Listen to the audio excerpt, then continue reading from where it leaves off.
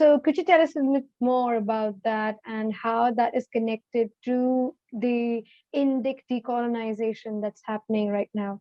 So with that, as I mentioned earlier, so Sampoorna Kranti was a movement of total revolution. So from the grassroots, creating political, social, economic, spiritual, moral revolution in Indian Mm-hmm. society to unlearn and undo the structures and institutions of the colonial past Mm-hmm. and dream of something rooted in the popular consciousness, the popular imagination.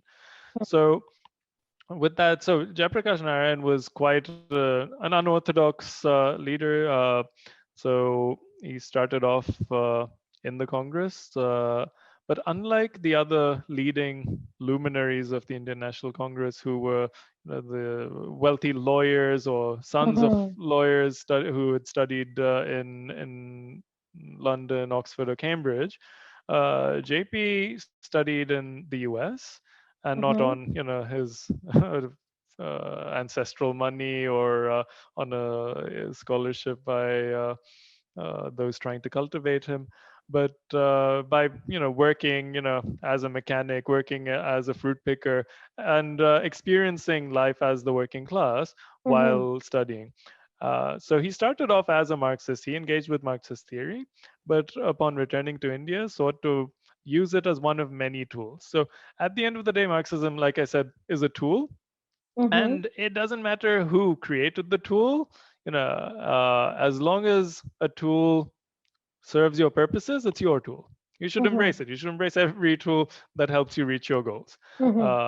The I believe in death of the author. That once an author has published their thoughts, the thoughts don't belong to them anymore. It belongs to those who believe Mm-hmm. in them, or those who use them, or those who identify with them.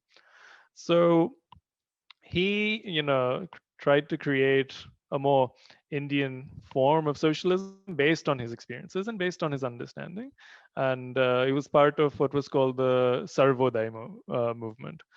So Mm-hmm. Sarvodaya meaning so Sarv meaning all, Uday meaning rise, Mm-hmm. so upliftment, so upliftment of all in society. So after the trauma, the socio-economic trauma of colonialism, the demoralization that comes from that, the degradation, dehumanization that comes from that, it was about giving people the tools they needed to lift Mm-hmm. themselves out of that and reclaim their dignity.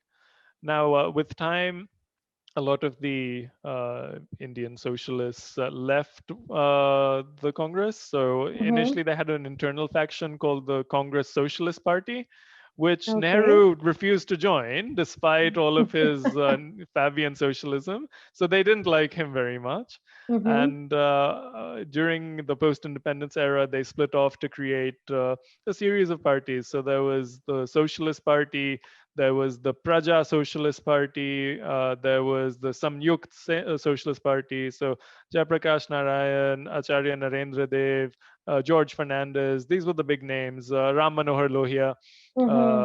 Raj Narayan.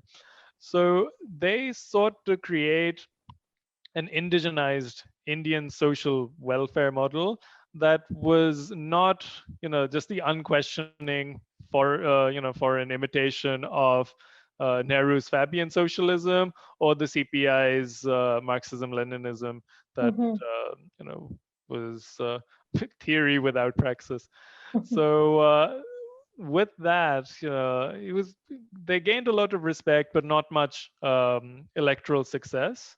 Mm-hmm. But in the 70s, you had the first post independence generation come of age. So people who had never seen British times, they were born in independent India. And in the 70s, they had become adults. They'd finished school, finished university, or started work. Working class people, didn't really have the choice to go to university. So people who were Mm-hmm. now, full members of society, who were voters, who were consumers, who uh, engaged with society in a meaningful way.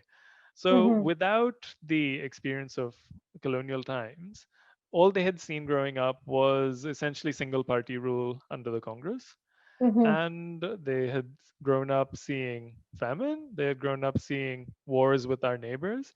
They had a very bleak outlook on what independence meant. And you Mhm. can see this in the cultural products of the time. That there's a great documentary called India at 20 from 1967. It was made by the government, in fact, where they found people from around the country who were born on or around 15th August 1947, who had just turned 20, and asked them what they thought of India, what they thought of independence. And you could also already see the frustration growing there. That you had these young people saying, "Oh, what does freedom even mean? Is it the freedom to starve, to go hungry, to go naked, to live without a roof over your head?" That there was a sense that what was freedom for, when it was just notional and it didn't lead to material progress or any sort of upliftment. Mhm. And again, to look at other cultural products of the time, what was doing well in the Hindi film industry in the 70s? It was the rise of the angry young man. Amitabh Mhm. Bachchan became, the big superstar who captured everyone's imagination because of the roles he played as a dark, Mhm. brooding, angry young man who was fighting the system, and the system was, corrupt police, corrupt government, smugglers, foreign Mhm. agents who were all working together to oppress him, the hardworking dock worker, hardworking working class guy. So this, is again a reflection of what society was thinking. That the fact that these films are what captured people's imaginations shows that there was frustration, and then this was Mhm. channeled in movements like Morarji Desai's Navnirman movement, so the Refoundation or Renaissance movement in Gujarat, and as I mentioned earlier, the Sampoorna Kranti, which started in Bihar and then spread around the country. Now, the Sampoorna Kranti Andolan, the Total Revolution movement, was really, seen by some scholars as the second independence movement of India.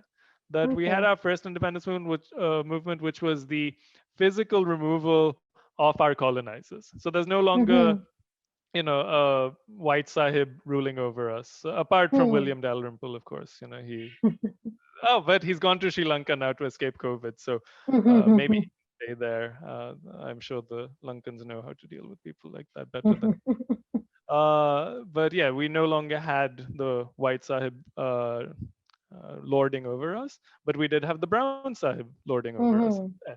And without much material progress, without prosperity, without a social contract, and what one saw there was not just the second independence movement, but a movement for decolonizing the institutions of state, decolonizing the bureaucracy, police, the whole mentality of governance to make it more Mhm. people oriented.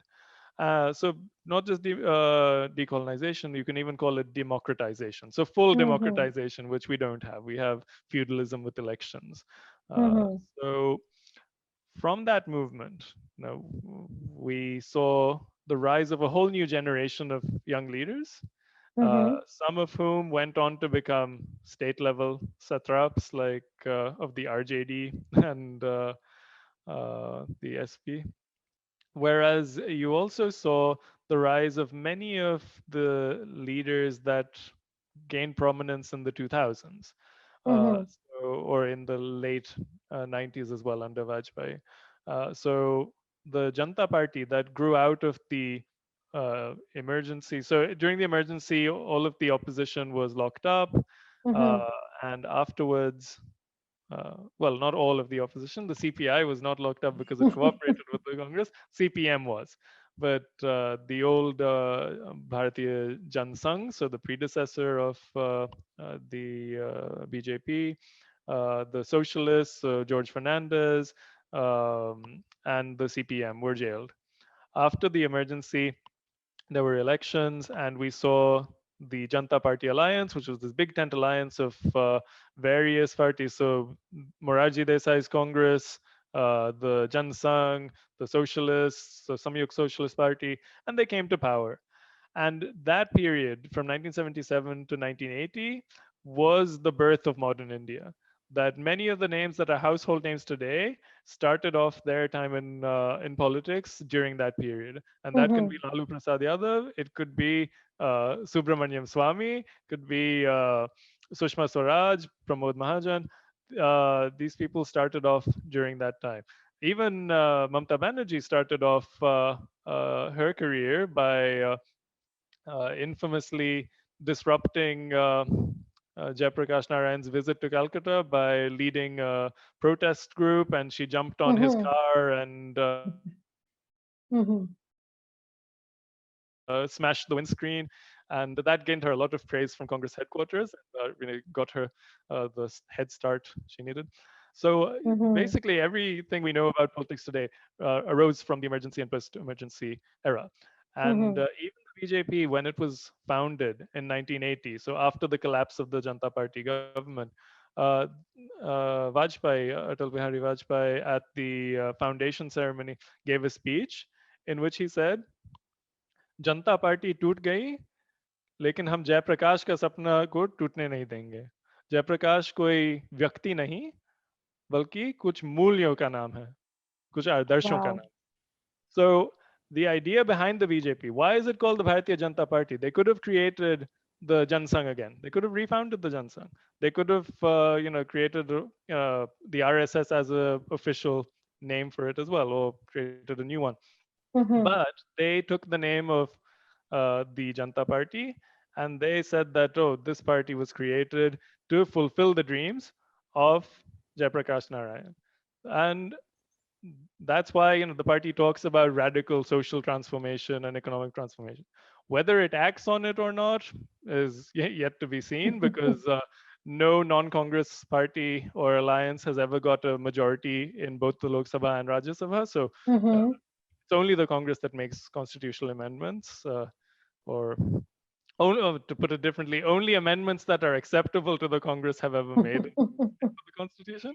Very true. So then, with that in mind, one can understand why the BJP acts in this incrementalist way, or acts as a social welfarist party, and in many ways is a economically left-wing party.